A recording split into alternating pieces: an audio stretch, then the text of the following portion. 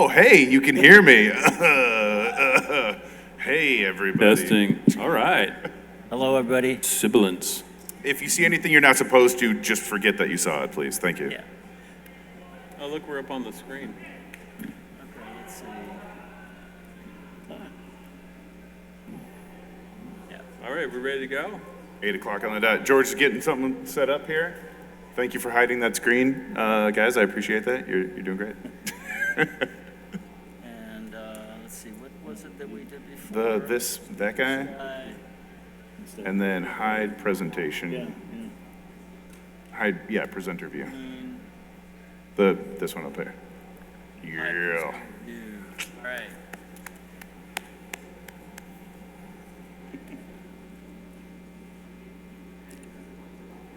Appreciate it. Thank you. Appreciate that. Thank you for telling them to take a break.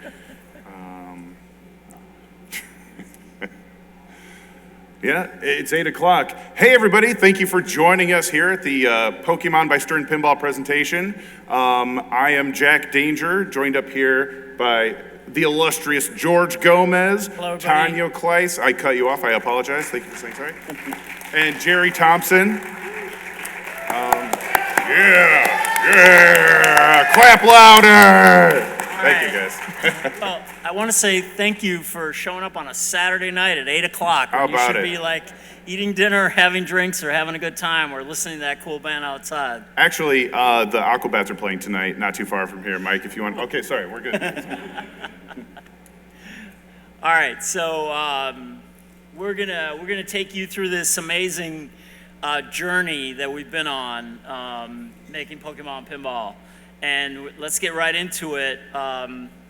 The very first time I thought about Pokemon as a real pinball machine, I think everybody knows it existed as a video game pinball machine, right? And the very first time I thought of it as a real pinball machine was our friend here, Jack Danger, created this image that you're seeing as a, what do you guys think, pinball machine. I did these a lot. I would make like BS stern announcements just to rile people up and like see what people thought. George and I would have conversations where he'd be like, "Hey, this is way too close, dude. You got to like take the logo off here or something." But yeah, I made this a lifetime ago. If you go back in time, you'll find Masters of the Universe. Yep. You'll find, I think I made like a Harry Potter one. Potter. Zeppelin, Power Rangers. Thank you. Power Rangers. What's that? I've made them all. I've made them all. So, Hopefully they all become real. yeah. And so I saw this, and as we were preparing for this presentation, I remembered this, and I went on the internet. Everything's on the internet. How did you find this? You had to like dig and for it's this like thing. the actual snap of somebody's Oh, so phone. cell phone, yeah. Yeah. All right. So there's four of us up here, and the reality is that this group of people that you see on screen is the really super talented group of people that made the Pokemon game, right? And that's, you see Tanio and Jack, you see our friend Zombie Yeti, who's the studio art director, who basically was the artist on this game. To his right, Tom Malcolm, mechanical engineer, the brains behind Meowth, and some of the cool toys. Mason Dooley, another mechanical engineer, and of course our friend Jerry Thompson. Some very talented software guys, Josh and Andrew. Andrew sort of became the de facto Pokemon expert. And he knows everything. He knows absolutely everything, grew up within. He was the kind of the Pokemon guy. yeah, the North Star. Yeah, right. Right? He was the Pokemon North Star. Sort of like a Pokédex. The guy in the race car is our very talented Denai. Next to him, Kevin Larson, whom we call Kevlar, who's the producer on the game. He did a lot of the interactions with the licensor. Mimi Ernst, one of the very talented video artists on the team. And then, of course, Nick Wayna led the testing team. There's a couple of testers that tested the game that are missing. Let's see, the guy that looks like a wizard over on the left side it's like an AI version of Mitch Thiessen, very talented systems programmer, jumped in towards the end, right, and helped out a lot. So this entire group, the young lady with the light bulb over her head is Paige Thiessen, Mitch's daughter. And then, of course, we got Tanio's nephew, right? Yeah, that's Noah Kleiss. He did some of the in the green hat. He did he composed some tunes. Yep, he did. Right. Phil Gullett. Phil Gullett, yeah. And another video artist, and Tony Llewellyn, who's a tech video artist. So we're missing a couple of people from this thing, but I think that it's like, the community tends to be like super focused on the game designer, and the reality is on this time you got 2 game designers and you got all these super talented people. So I'm going to show you, this is some super secret stuff. Yeah, here. it's some super secret stuff. If I can get to, I'm sorry, You might have to alt tab over to the. Control click, I think. There we go. We're getting there. Please be the thing we wanted. Yeah, all right. All right, so. It might take a minute to load. Yeah. So I wish I could zoom way out, but all right. Are you seeing all of this? Yeah, you are. Okay, so this is a creative depository of all of the concepts, ideas, working documents, all of the elements that the team uses to make the games, right? So this has, I can zoom in on these things, and you'll see elements of everything that happened in the game, all the way back to some really early stuff like this. This is these guys trying to figure out what inserts are what, rough idea for how do we create lamp boards under the game, it began with sort of an immersive dive into what is everything that is Pokemon. Right? And you'll see, you're going to see all kinds of strange stuff in here because, we had to, this is great. I think there's one in here you see that right there? Tanio. There you go. Yeah, this was it's like a creative brain dump, right? So whenever a conversation would happen on Slack and someone would share an image, Tanio would be like, I'm going to put this in here so it doesn't get lost to the universe or. So, yeah. There's work here from almost everyone on the team. Yep. Right? There's here's some storyboard stuff, right? This is the stuff we do before we, start actually making art content. Here's Jeremy playing with values and sketches for all of the things that eventually, so just look at the volume of work. That's what I want you to take in, right? And also to note, a lot of what you're seeing here, it didn't make it into the game because this was us experimenting with things with art, with layouts, with ideas and concepts, and just the breadth of information that's here. Yeah, just look at some of this stuff. We're gonna go into depth with some of this, but a lot of people don't get to see this, right? So this is here's Tanio's notes, 3/22/25. Right? That was a year ago. Yeah, when we defined out the structure of the rules. Yeah, that was one of the first passes of the rules, as we were exploring the whole design space of everything and trying to narrow down how to structure it best in such a way that it achieved our goals, which was primary goal was to make a game that was Pokemon and that was really approachable and really just fun. And this becomes, this gets a little bit more formalized, right? He goes here, and he starts, you see actually he went here, V1, right? And he starts thinking about, how does this get structured? What's the progression through the game? How is it that we're going to give you fun stuff, right? And then, eventually, he ends up here. He's more fleshed out. He's got his mode structure. He knows what he's doing on the side. These things are real. This is what we use to drive the game design, right? So look at right around here, you see this is just some of Jack's work, right? Yeah. So, some CAD stuff, just kind of sketching around. We're going to get, so let's, we'll go past the Lucid board, and we'll keep going. So how does the game begin? Well, the teams immerse themselves in the theme, right? Everything this theme is about, like what are all the things? And they learn it. They learn it top to bottom. They really have to completely understand it. And then, that sketch that you saw, right? Tanio's thinking about the rules.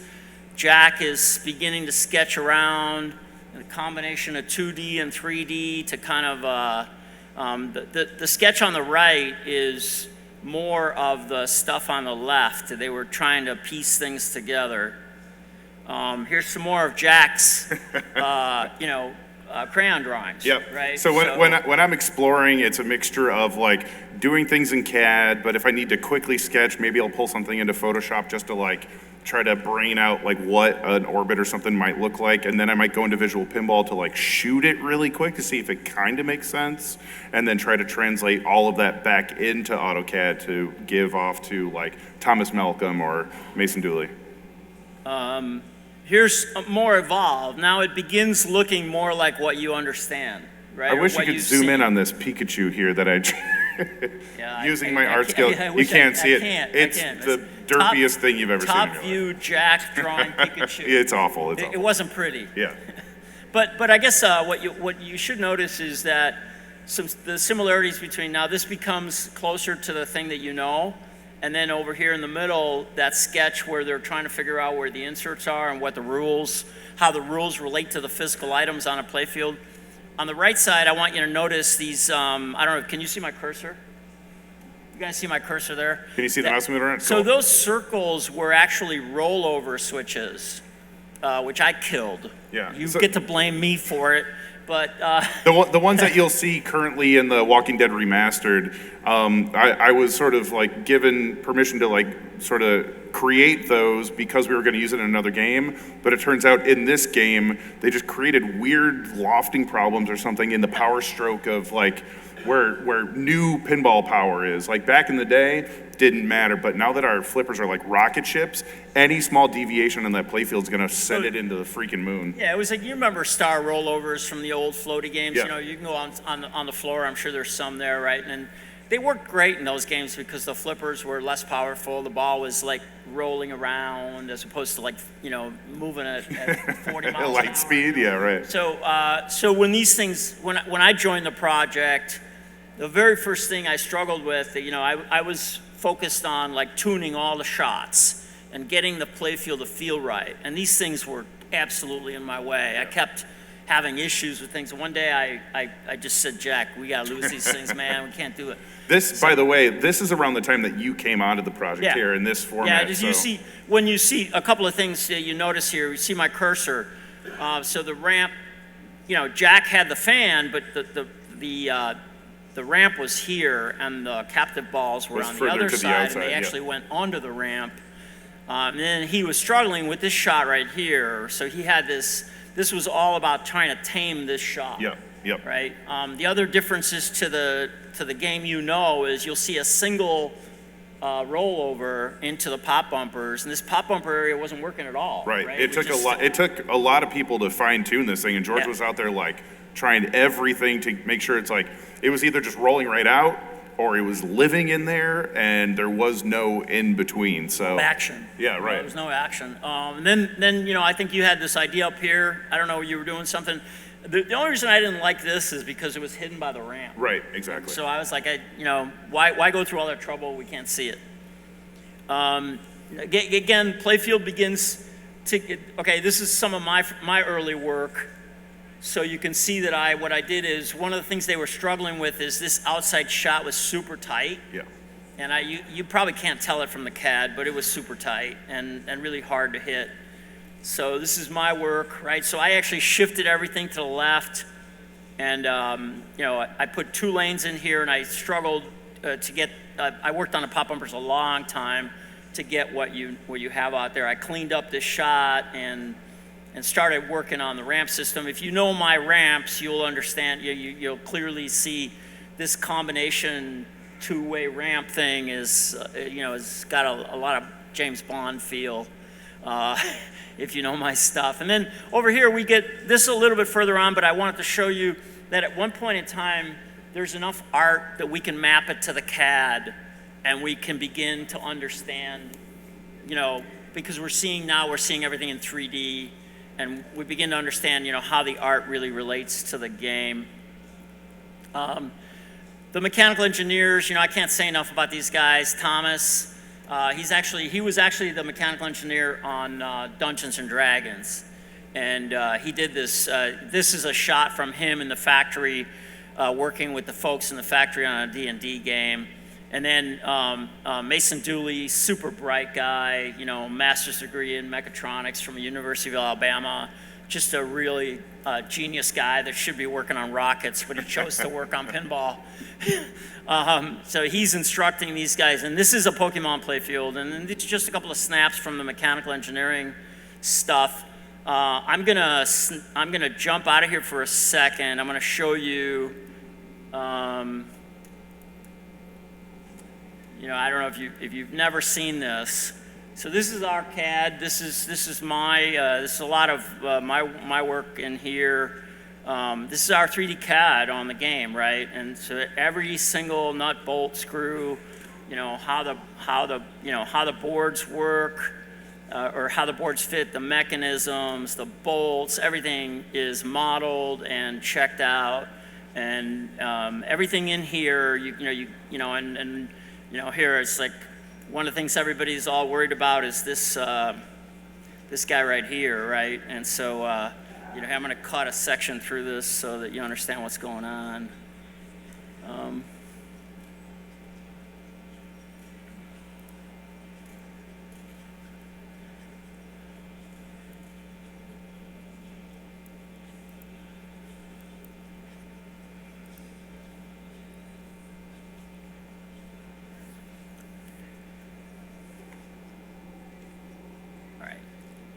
Okay, so this is what it's supposed to look like.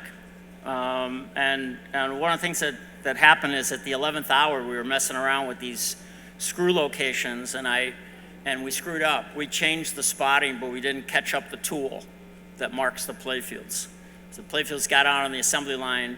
The operator that puts the screw in, he just knows he's got to go for the mark. Right in the hole, yeah. He doesn't know anything else, right? So we're gonna generate a kit. I'll tell you this right now. You'll find that when you find your playfields with this ball guide hanging out, you'll find a screw here, and you'll find this screw here is very close to this wall. Really, almost impossible to take it out.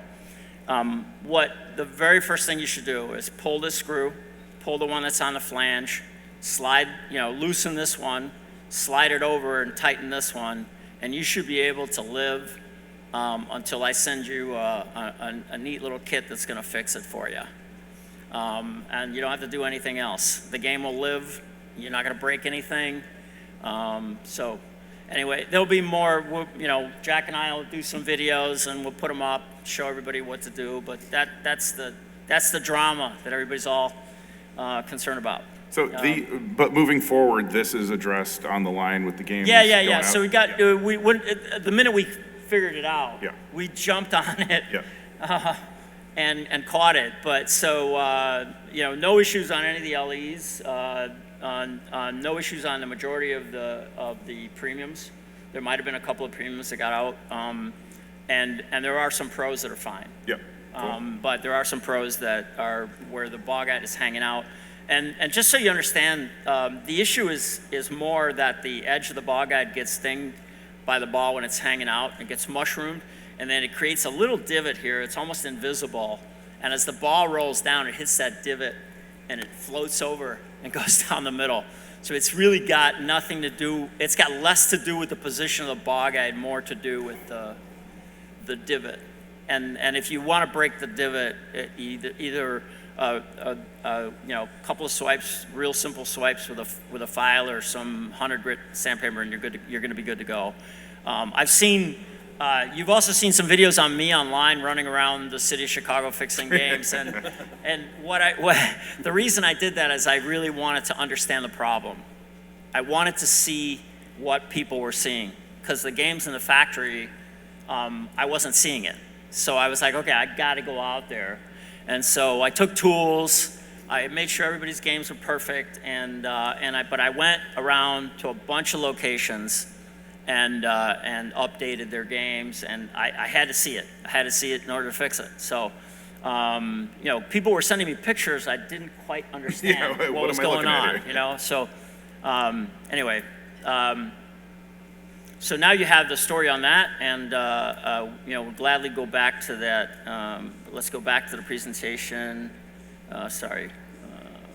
This guy, and then this guy, and then high presenter view. All right, so we are here, we're past this. All right. Yeah, and so this is more of Tanio and the software engineers. This is the work of basically creating the structure of the game. Yeah, totally. What he said. So when we, so as we were figuring out the play field and figuring out what the shots and what the kind of the story of the rules and were going to be, we knew that we're having the Team Rocket right up the center, and so we have a structure of Team Rocket multi-balls. Right now we have one in there, but there's 3 or 4 or 3 more coming. Watch this. Huh? You didn't know I was going to show this. You got the whole game design doc there. All right, so this is called the GDD. It's the game design document. How many pages you got here, Tanio? Oh my God. Let's see. I don't know. All right. I never printed it out. This is the entire freaking game. You're looking at it right here. All right. So it's like, you guys think we just kind of do this at 56 pages that's the launch version of the GDD. There's a post-launch GDD, okay? So here, what is a game design document? It specifies all the stuff that goes in the game, right? So there's an entire page devoted to the tilt warning. Yeah, and a lot of this was for the Pokemon company, so they would understand how, when you have a physical interaction on the game, how to explain both the pinball thing for the people who didn't know it, but also, how that interacts with their IP. I mean, they had some very important things they wanted to make sure, like we weren't going to be bashing Pikachu, with a ball. Yeah, couldn't hit Pikachu with a ball. Yeah. Right. So what's on screen when you do the side duck sneak in? What's on screen when you do shoot again? What's on screen with the extra ball, right? Something like this also helps an IP because they have to understand that certain things that we're going to show are going to be out of context, right? It's not going to be in this linear thing of like, that's not in this part of the movie. You just showed a clip of, Pikachu shooting a lightning bolt. Why all of a sudden is Psyduck there freaking out with a migraine? And this is to show them that like these things are going to happen on activations of the playfield. But if you look at this, it describes every single element of the game.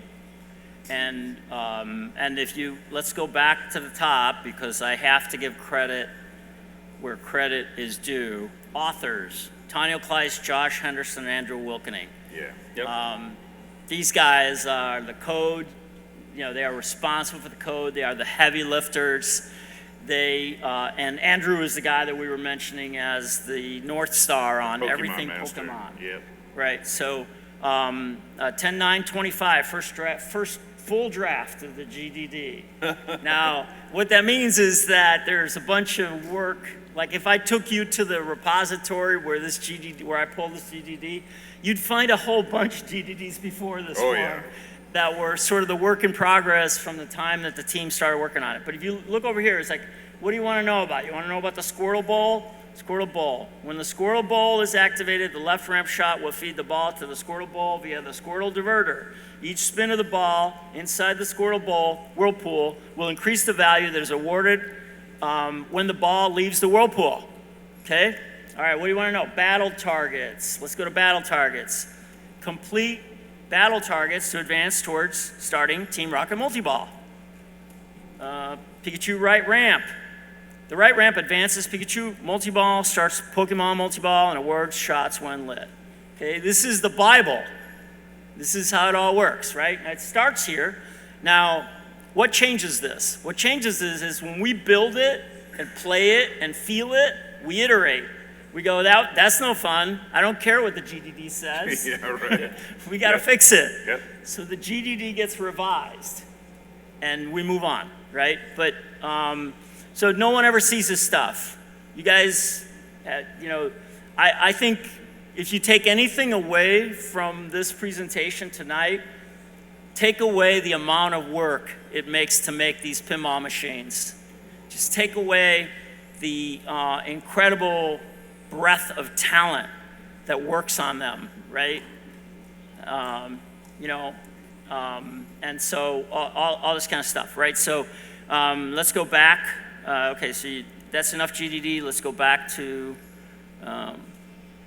right, this is interesting. This is more GDD stuff, right? But this is basically, before I figured out that, I can throw a link to the GDD in here, I pulled all these down, right? Shot maps, yeah. Shot maps, right? So shot maps are basically a GDD thing I was talking about. Storyboards, so the thing storyboards do is the work we do on the screen is really expensive work.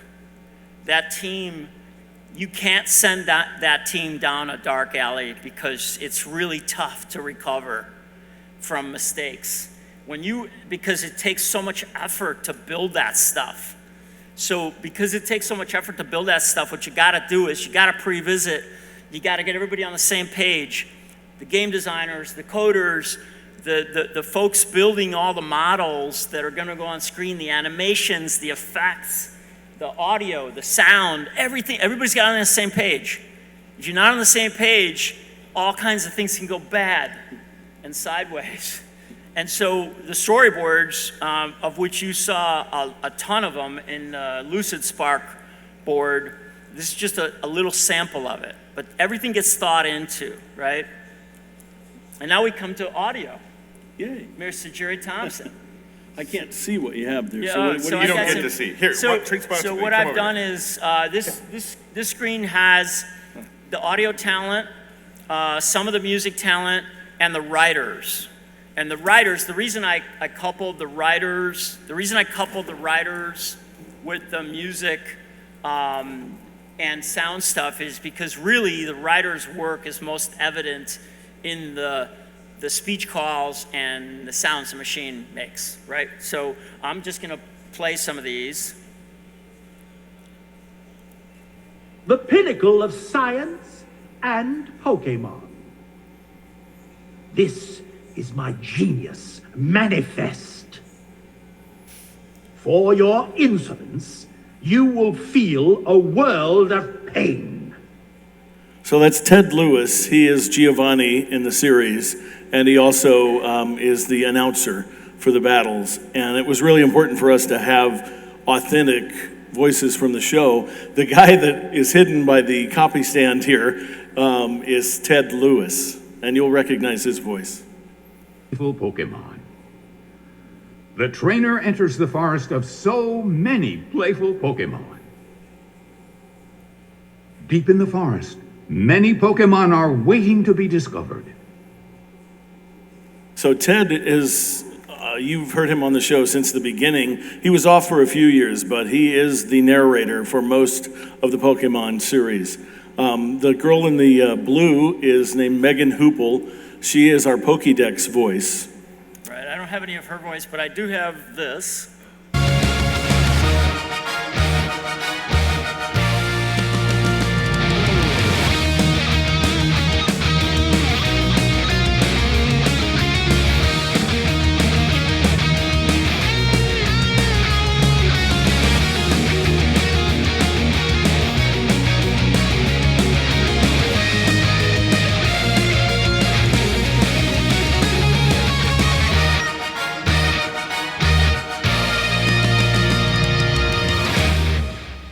Not AI.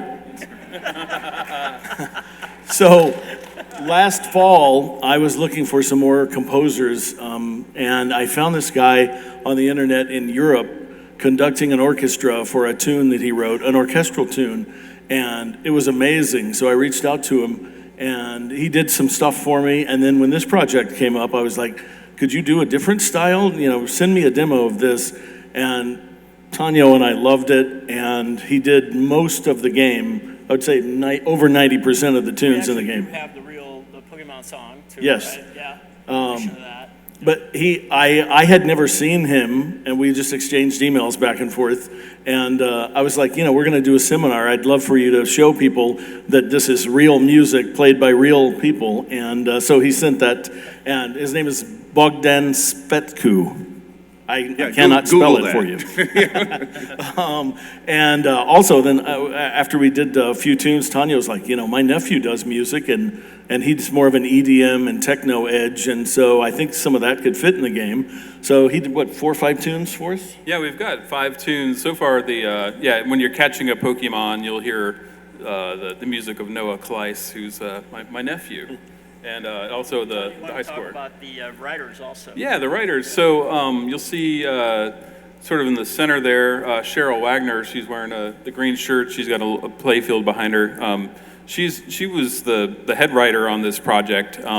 She's actually worked on a bunch of pinball machines with me. She worked on like the custom pinball. I did Metallica, and then when starting at Stern, she worked some on Mustang and Kiss, and then helped on Deadpool. And did a lot on Foo Fighters as well, but and on this one she kind of led the way on the writing. And then we'll also have Chris Pronowski over to the left. He's wearing I think it's a Coors hat maybe, or is that some sort of beer hat? Yeah. So he's another writer, and he did some more writing too. He did a lot of the announcer speech.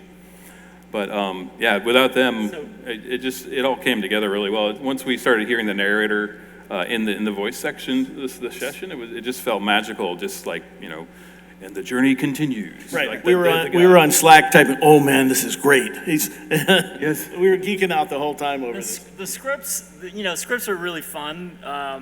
That every team is a little different, and so some teams rely more or less on the writer, but almost every team contributes to the writing. Yeah. You know, so it's like the contributions are really random. Like, sometimes you'll get a programmer that'll write a lot, or sometimes you'll get, an engineer will suggest, hey, what about this? So it's kind of a fun thing. It's random and different on every game.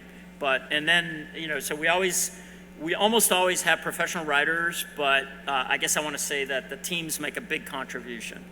If you've ever played a Monster Bash, and Dracula has mesmerized you with his semicircular motion. I own that line. There you go.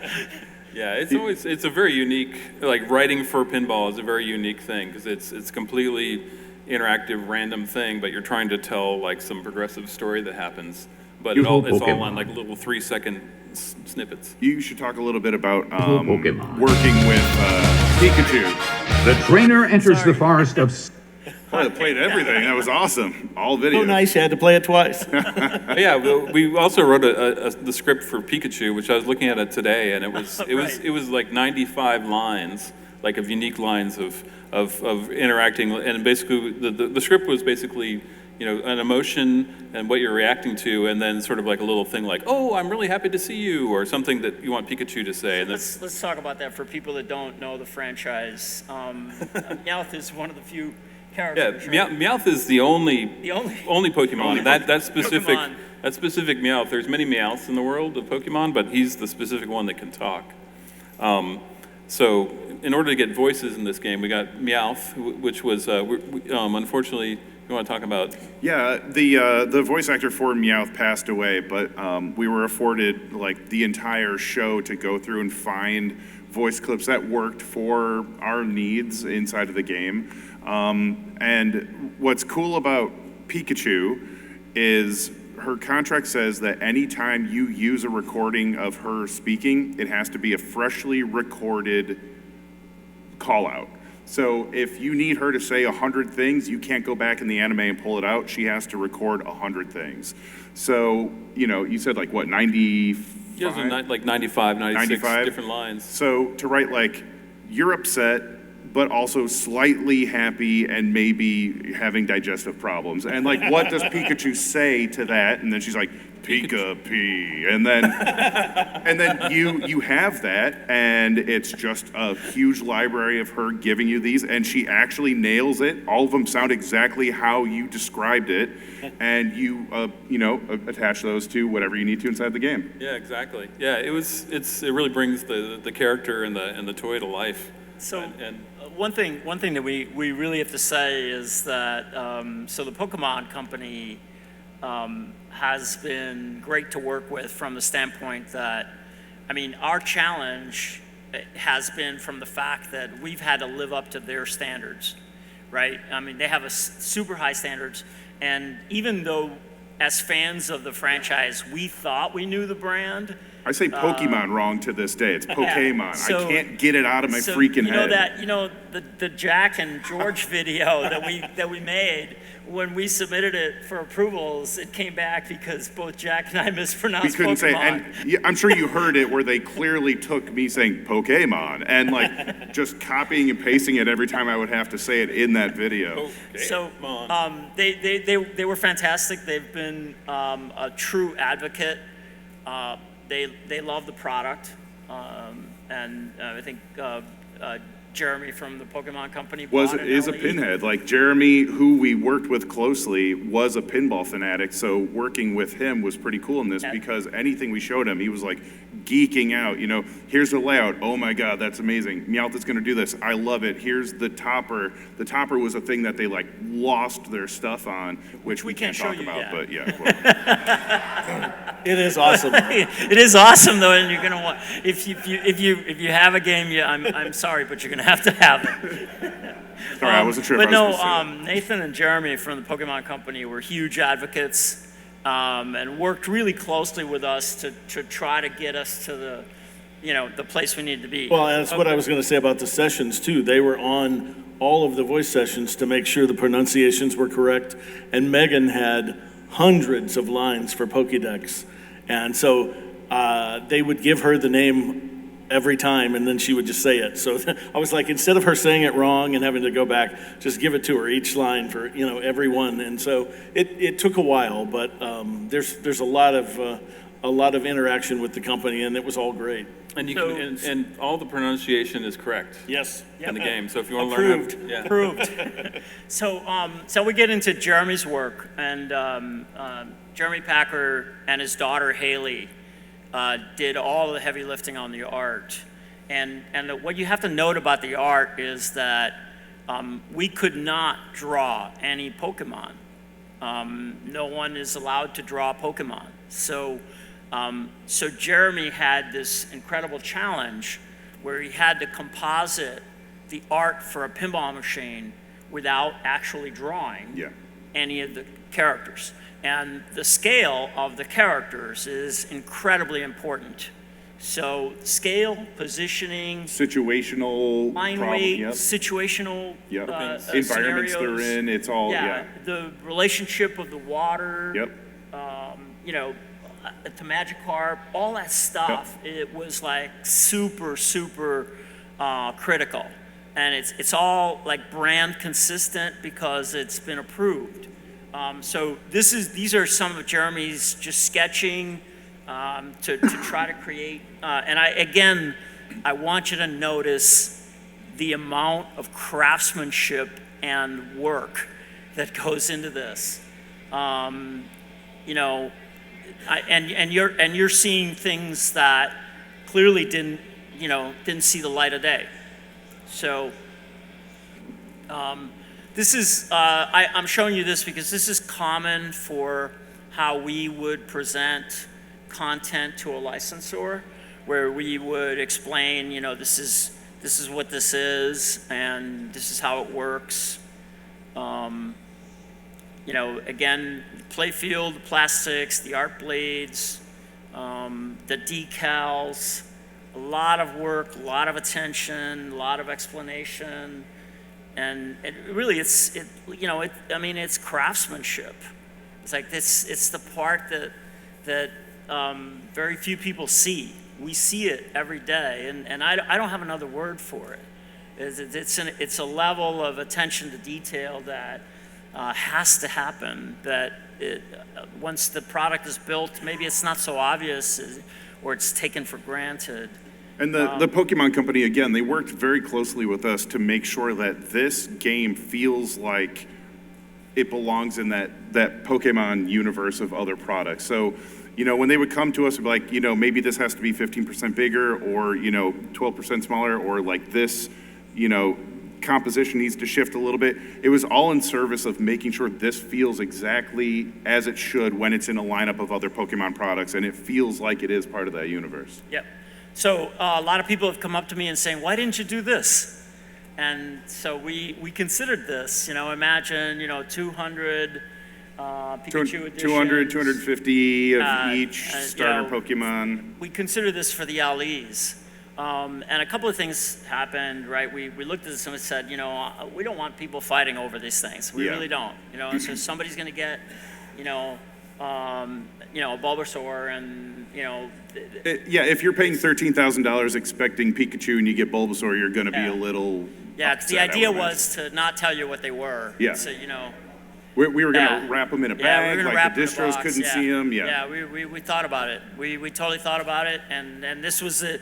This was it, and this was the other concept with this was that at the end of the day, it's a pinball machine, and we imagine that you have certain expectations about what a pinball machine looks like and feels like, and we thought that this approach also fell short of that. Right, so we thought, no, you're going to want all that little detail and all the nuance, and maybe this is a little bit too pure to be a pinball machine. So we went away from it, but many people have approached me with this concept, and I wanted to show you that, yes, we thought of it too. So this slide, I love this slide because if you look at these people, these are candid shots, and this is just pure joy. This is just pure joy, pure fun. Tanio? Yeah, this was the code name. Do you guys know what the code name was for the project? It was Pants. So this was the Pants contest. So in order to get people playing and testing more, we just created a daily top 10 contest. And each day I had a bunch of Pokemon packs, and so each day I put out a pack, and whoever got first place got to open the pack and pick one card, and then the second place person picked the second card. And we had a leaderboard. We had a leaderboard in the test room. Yeah, and we had some diehard players every single day. Every single day. I'd say, is Kevin K on there? Yeah, the guy with the long gray beard. This is like when I asked for these photos, I got like 5 Michael Grants. I got all these different ones, and another thing is like I knew we had something when every time I walked past that room there was somebody playing the game. You and I needed to work on something last second. We couldn't find a game that people weren't playing on. Yeah, right, I was like, listen, I need to update the game. So people were like, when are you going to be done? Yeah. I'm there with the tools. When are you going to be done? Because I need to get back to Pokemon. Yeah. And then of course, once they hit the line, it's like, this is the good news. The good news is we're very good at making pinball machines. The bad news is that when I make a mistake, we make a lot of them really quick. Yeah. Yeah. So every one of you that is going to wrestle with one of those pros with the bog-eyed, you can, George Gomez. But yeah, like George says, we're gonna put a video out to show you how to easily adjust that. We'll get you squared away. Yep. If you know anything about us, is we stand by what we do, and we're gonna take care of it. So there they are. There was a lot of conversation about the color, the armor on the LE, and that color is intended to match the purple on the Master Ball. The Master Ball knob ships with your LE. And of course the accessory for pros and premiums is a Pokeball. Pokeball, yeah. So, and then the other issue that we had was the graphics on the armor themselves, on the armor itself. It's the EV evolutions plus a certain combination of Pokeballs, and that was all like very, very controlled, if you will. Had to be, this combination, not that combination. Yep. And now we will take questions. Yes, sir. Yeah. Just go. Yeah. There you go. What are all of your... Okay, there we go. Now it's... What are all of your guys' favorite Pokemons? Mimikyu. Sorry, Squirtle. I like Bulbasaur. Yeah, I'm a Bulbasaur guy. Cool. Wait, hold on. Who's your Great question. Who's your Great favorite? question. Who's your favorite? Yeah. Lucario? Yeah, dude. Yeah. All right. My children came in a lot to beat on this thing, and in fact, like just before it left, I snuck them in on the weekend to jam on it. And the cool thing about a traditional fan layout is that if you're just down here doing this, that ball's gonna find something, And with the code structure base that we chose for this game, where it's sort of like think Attack from Mars or Medieval Madness, that's very easy to explain to someone that is either a child or someone that's never played pinball before. Is like, hit that 3 times and it's gonna do something, So this is very conducive to like very new players, but we can add the complexity on the back end inside of the modes and stuff. It was super important to us Yeah. that the game be approachable. And like we knew that a lot of people that aren't necessarily pinball people are gonna interact with this because it is Pokemon. And so the idea was, hey, let's make it as friendly as we can. There's plenty of opportunity to make it challenging for the shooters, right? The combinations on the game, I'm very, very happy with the way that all came out. The flow on the game, probably one of the flowiest games I've worked on. Feels really good. I think that that was like just approachable, fun, and there's plenty of depth in it, right? With battles, with collecting Pokemon. We have 182 Pokemon in the game today, and there's more coming. We also have, if you've played it, you've noticed that all of the Insider Connected features aren't live yet. We're still, we are still working on a lot of that stuff. But if you scan in now, and you collect, or you capture Pokemon, you can, we're storing them in the server. So when that stuff does go live, hopefully you'll get them all. Carry over, yeah. Yeah, so at the end of every ball, you'll see the Pokemon collection filling up, and you'll see how many you have. It'll say, like, I think right now, after today, I have 6, because I've been playing on the dev server, so I have a lot in dev land, but in the real world, like, this is the first time I've played in the real world. I'm still on the dev server. I have a lot on the dev server, Yeah. not very many on the real server. Yes, sir.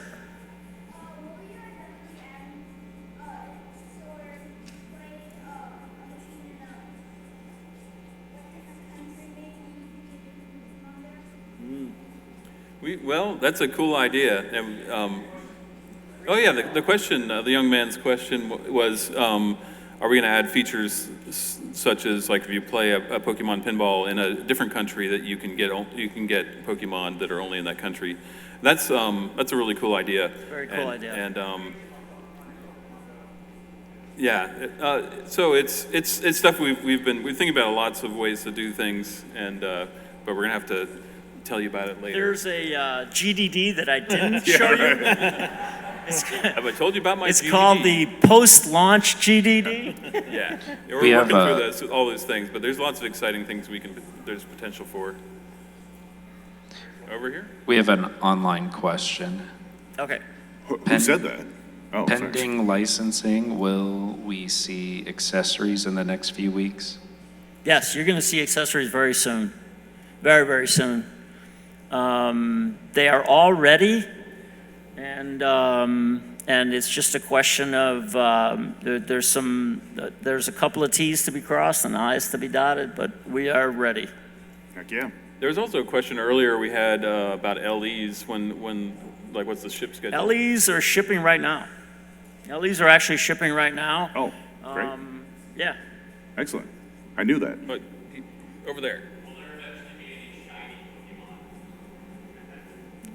We don't know. We don't know.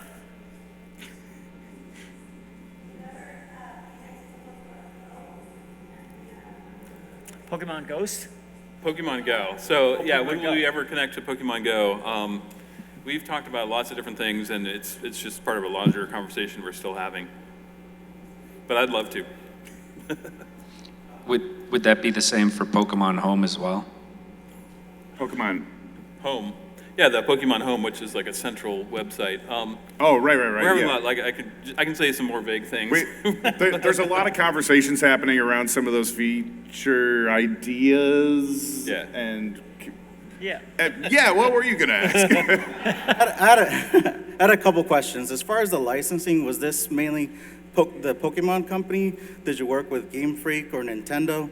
And what does that open up in terms of avenues for potentially other licensing? Yeah, so worked with all of them. All of them? Okay. Yeah. That's awesome. A lot of stuff went back to Nintendo. Pokemon Company was the main connect. And yeah, and when you look at the copyrights stuff, you'll see all of that. And last little bit, from the Game Freak side of things, how much inspiration did you take from the Pokemon pinball game that came out on the Game Boy and Game Boy Advance? Oh, there might have been a lot of stuff in that Lucid Spark. Like we dove deep into all things Pokemon, including Pokemon pinball, obviously. And there's a lot of fun gimmicks that were happening in there, but a lot of that can't happen in real life. But I tried as much as I could to be inspired by those games for sure. Yeah. Yes, sir.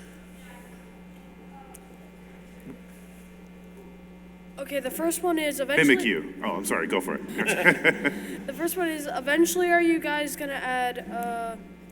Gym battles?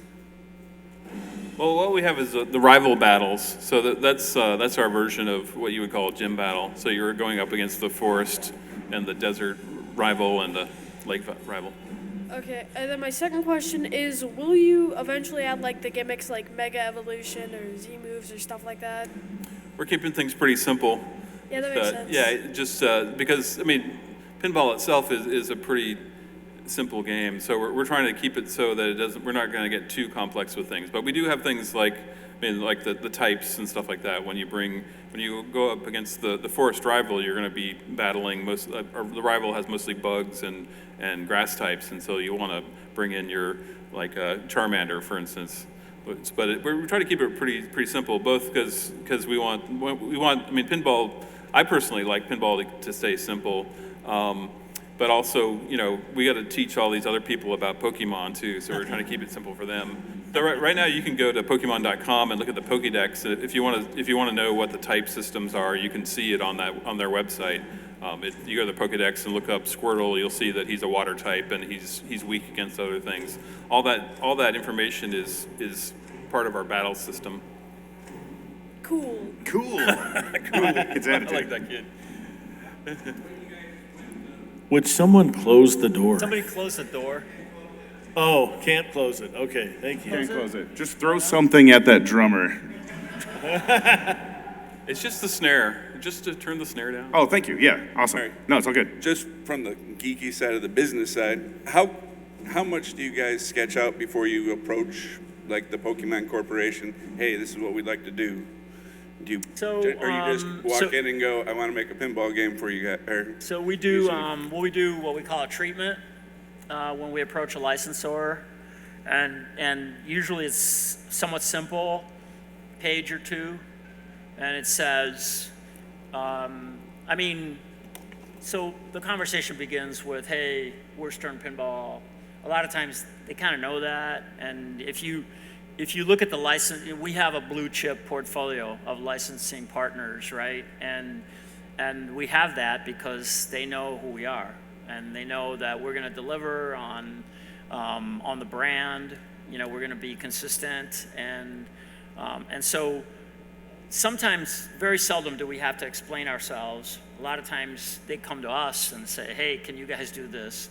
But we do put together what we call a treatment, a couple of pages, describes very high level, you know, what we would do with it. Broad stroke ideas, if you care to sketch something up, that, I guess it doesn't really matter, but like, it's all just like what you are going to do with their brand and like get people excited for their brand through a pinball machine.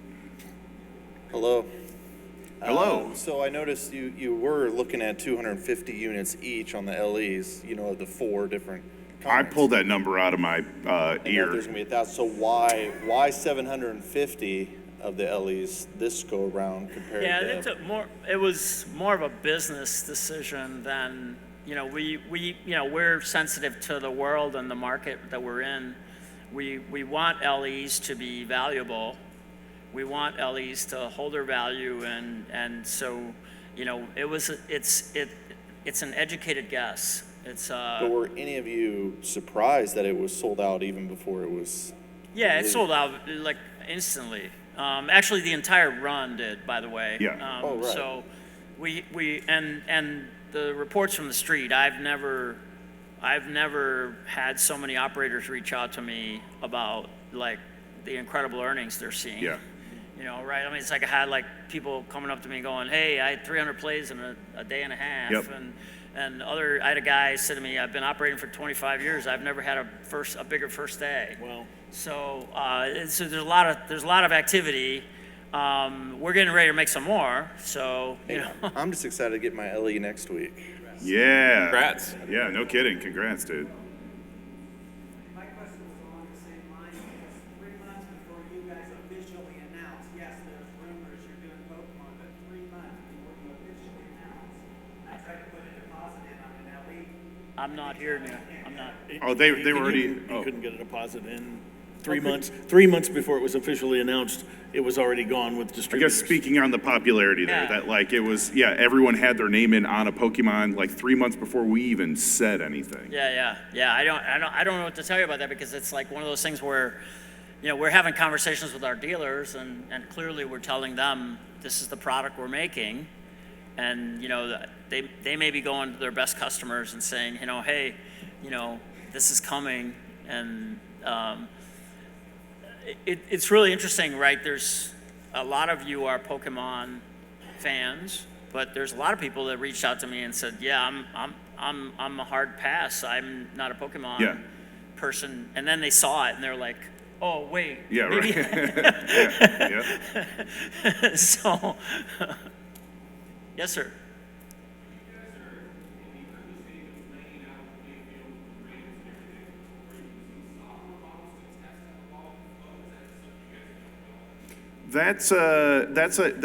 He's saying like when you're laying out a design, are you using like software models to detect like how the ball will flow or whatever. But I would say to that, like it's different for every designer. There's a lot of designers that are like straight to wood. There's a lot of designers that are like foam core immediately. I personally use some softwares to like emulate pinball movement.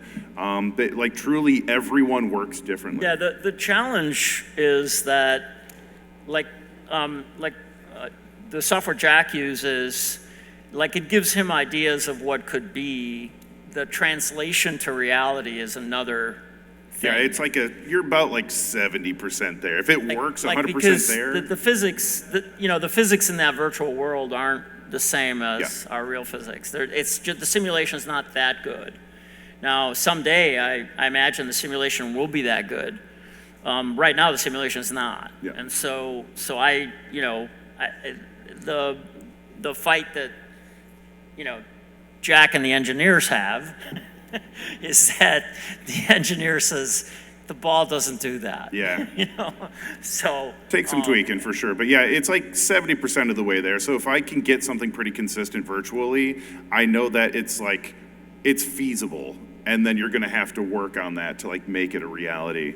But again, like everyone's different. A lot of people will just start laying stuff down on like paper, foam core, wood immediately. Some people jump right into SolidWorks just to start laying stuff out because they understand like something similar worked on a previous game. We know that this feels good. A lot of it, I mean, I think this is my 21st design, I think. I don't, like, you just do it long enough and, you kind of know where you're going. Yeah. So it's just. Are you able to talk at all about your plans for the Insider Connected app functionality? About what? Insider Connected, the app. Is there going to be? I can't say much. I can tell you that. We're working on it. I have people asking if they'll be able to trade their Pokemon. I imagine, Tanio, that'd be pretty complicated to implement. Yeah, I mean, we're working on it. It's going to be. Sorry. Yeah. I think it's going to be everything. Bright things. I hope it's everything you imagined. Yeah. Yeah. Right. Yeah. In the future. Yep. Jerry's got to go. He's got to Yes. Oh yeah, you got a plane to catch. You gotta play him off. 10:30 flight. So Wish me Jerry luck with Thompson, TSA. Everyone, thank you for joining us. Go hit the floor. Go play some Pokemon, and report back to us what you think. Sound designer to the stars. When Hollywood stars need a sound designer. Thanks, everybody. Jerry Thompson. What? Oh my God. Yes. Are you sure? Yeah.